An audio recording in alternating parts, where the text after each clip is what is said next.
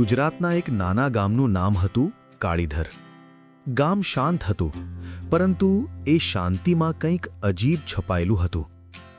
લોકો કહેતા, કાળીધર ગામમાં રાતે 12 પછી બહાર ન નીકળવું. શા માટે? એનો જવાબ કોઈ સ્પષ્ટ રીતે આપતું નહોતું. અમદાવાદમાં રહેતો આરવ મહેતા એક યુવાન પત્રકાર 15 વર્ષ પછી પોતાના વતન કાળીધર ગામમાં પાછો ફર્યો. એના પિતા વિક્રમભાઈ મહેતા ગામમાં જાણીતા ડૉક્ટર હતા, પણ 15 વર્ષ પહેલા તેઓ અચાનક ગાયબ થઈ ગયા. કોઈ લાશ નહીં મળી, કોઈ ચિઠ્ઠી નહીં, ફક્ત એક જ વાત: ડૉક્ટર સાહેબ છેલ્લે જૂના હવેલી પાસે જોવા મળ્યા હતા. ગામની બહાર એક તૂટી પડેલી હવેલી હતી. લોકો કહેતા, એ હવેલી શાપિત છે. રાત્રે ત્યાંથી અજાણી ચીસો સાંભળાતી, ક્યારેક બારીઓમાં લાઇટ દેખાતી, પણ હવેલી વર્ષોથી બંધ હતી. આરવે નક્કી કર્યું, હું સત્ય શોધીશ. રાત્રે 11:45 આરવ કેમેરા અને ટોર્ચ લઈને હવેલી પાસે પહોંચ્યો. હવા ભારે હતી. ચાંદ વાદળ પાછળ છુપાયો હતો. જ્યારે ઘડિયાળે 12 વાગ્યા, અંદરથી કોઈના પગલાંનો અવાજ આવ્યો. આરવનું દિલ જોરથી ધડકવા લાગ્યું. કોણ છે ત્યાં? એ ચીસ્યો. શાંતિ.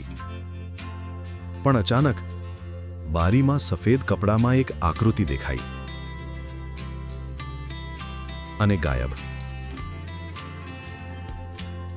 આરવને બીજે દિવસે ગામમાં પોતાનો બાળપણનો મિત્ર મયુર મળ્યો. મયુર બોલ્યો, આરવ, હવેલીથી દૂર રહે. તારા પિતાએ પણ એ જ ભૂલ કરી હતી. શું જાણે છે તું? આરવે પૂછ્યું. મયુરની આંખોમાં ડર હતો. હવેલીમાં કોઈ છે જે જીવતા માણસોને ગાયબ કરી દે છે. આરવને ઘરે જૂના બોક્સમાં પિતાની એક ડાયરી મળી. ડાયરીમાં લખેલું હતું, હવેલીમાં આત્મા નથી, પણ જીવતા લોકો છે, અને તેઓ કંઈક ભયંકર છુપાવી રહ્યા છે. આરવ ચોંકી ગયો. એનો મતલબ હવેલીમાં ભૂત નહીં, પણ માણસો? આરવ ફરી હવેલીમાં ગયો. આ વખતે એણે ગુપ્ત દરવાજો શોધી કાઢ્યો. નીચે સીડીઓ હતી.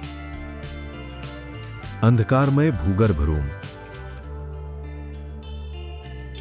અંદર જૂના મેડિકલ સાધનો, દવાની બોટલો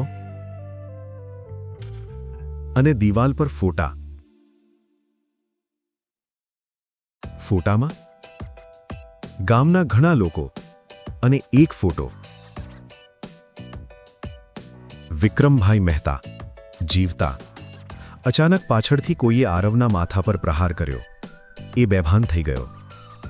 જ્યારે આંખ ખુલી, એ ખુશી સાથે બાંધેલો હતો. આગળ 3 લોકો ઊભા હતા. ગામના સરપંચ, મયુર અને એક વૃદ્ધ માણસ. વૃદ્ધ બોલ્યો, તારો પિતા પણ સત્ય જાણવાનો પ્રયાસ કર્યો હતો. વૃદ્ધ હસ્યો.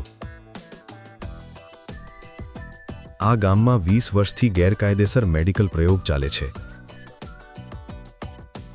ગરીબ લોકોને ગાયબ કરી તેમની ઉપર દવાઓના પ્રયોગ. ડૉક્ટર વિક્રમભાઈને સત્ય ખબર પડી. તેઓ વિરોધ કર્યો અને તેમને અહીં કેદ કરી દીધા.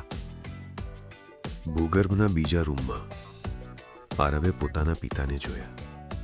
નબળા પણ જીવતા. પપ્પા! વિક્રમભાઈએ આંખ ખોલી. આરવ, ભાગી જા. આરવે ચતુરાઈથી ફોનનું રેકોર્ડિંગ ચાલુ રાખ્યું. સરપંચનો આખો ગુનો રેકોર્ડ થયો. અચાનક બહારથી પોલીસ સાયરનનો અવાજ. આરવે પહેલા જ મિત્ર પત્રકારને લાઈવ લોકેશન મોકલી હતી. મયુર ભાગવાનો પ્રયાસ કરે છે, પણ આરવ તેને અટકાવે છે. તું મારો મિત્ર હતો. મયુર રડવા લાગે છે. મને મજબૂરી હતી. પોલીસ બધાને પકડી લે છે. હવેલી સીલ થઈ જાય છે. વિક્રમભાઈ હોસ્પિટલમાં સારવાર પછી સાજા થાય છે. દરેક શાપિત જગ્યા પાછળ ભૂત નથી હોતા. ક્યારેક માનવનો લોભ જ સૌથી મોટો ભૂત હોય છે. કાળીધર ગામ ફરી શાંત થઈ ગયું. પણ હવેલી તોડતી વખતે એક બંધ રૂમ મળ્યો અને તેમાં ખાલી ખુરશી હલતી હતી. શું કોઈ બીજું પણ હતું?